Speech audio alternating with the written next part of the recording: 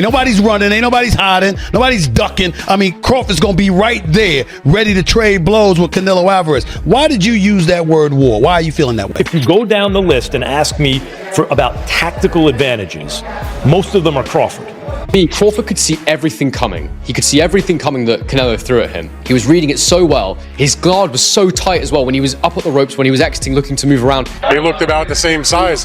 But that was a brilliant performance. And what can you say? I mean, you got to give him his credit. He created a lot of history. He dreamt this fight. He willed it to happen. A lot of people, not me, but a lot of people laughed at him and said, forget about it, no chance against a bigger guy like that. Stephen A. Smith didn't hold back after Canelo Alvarez lost to Terence Crawford. He pointed out that Crawford had been chasing this fight for a long time, not just to win, but to leave his mark on the sport.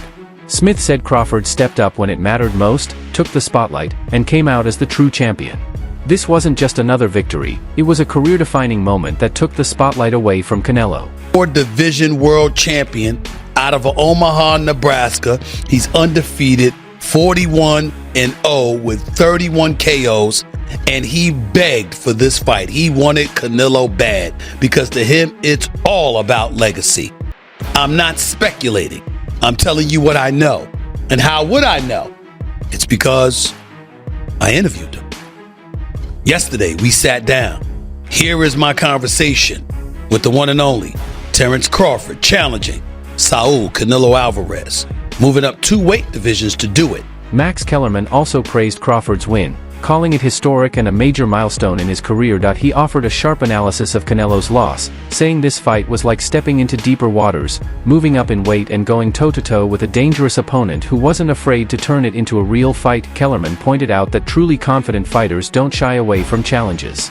They don't worry about who's bigger, faster, or stronger, they just want to prove themselves. That's exactly what Crawford did for years. No one was in a rush to face him. But Crawford didn't just take the risk, he owned it. And with this win, he firmly stamped his name among boxing's most respected champions. Giving up or having to jump up 2 more weight classes and fight a guy who might put him in a dogfight, a real one, for the first time in his career. When we get put in that position, we go find opposition to make that happen. You understand me? So when we go looking for the opposition, we're not concerned about how big they are, how fast they are, how strong they are. We feel like we got enough that we can bring to the table with anybody. That night I fought John Ruiz, I didn't care who was over there. Whoever they brought out that locker room was going to get it. You understand me? That's just what it was. And I think Bud kind of has that feeling. Now, Bud, you got to remember, has been around for a long time. Nobody called him out.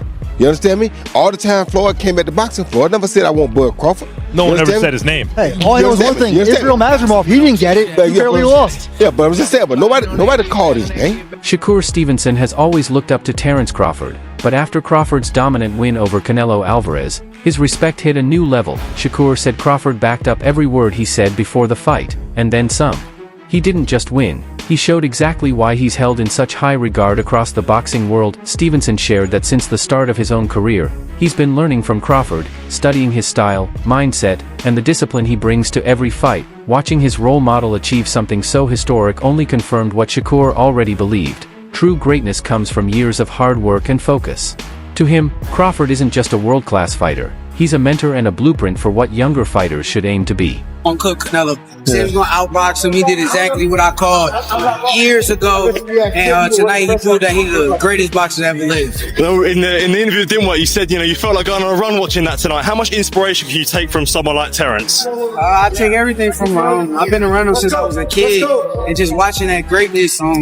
Stephen A. Smith spoke about just how determined Terence Crawford was going into the fight with Canelo Alvarez. He pointed out that many fighters in Crawford's position might have asked Canelo to meet at a lower, more comfortable weight. But not Crawford. He chose to face Canelo head-on at 168 pounds, right in Canelo's territory. For Crawford, it wasn't about making things easier.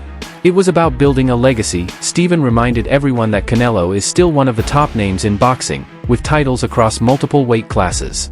So for Crawford to aim for exactly what Canelo had, and to chase it without hesitation, showed just how serious he was about becoming great, on the toughest stage, against the best. 31-0, Molly, with 31 knockouts. He's taken on all comers. I asked him, you're moving up in weight. Why would you not try to get Canelo to come down from 168 to 160 to meet you halfway, since Crawford's last fight was at 154? Crawford said, I want what he has. I want to go take it. I don't want to make, I don't want to making concessions and alterations. I'm coming to take what he has. And you look at him, and no one believes that he can't pull it off. He can box, he can punch, he's smart, he's elite, and he wants Canelo. He begged Canelo for this fight.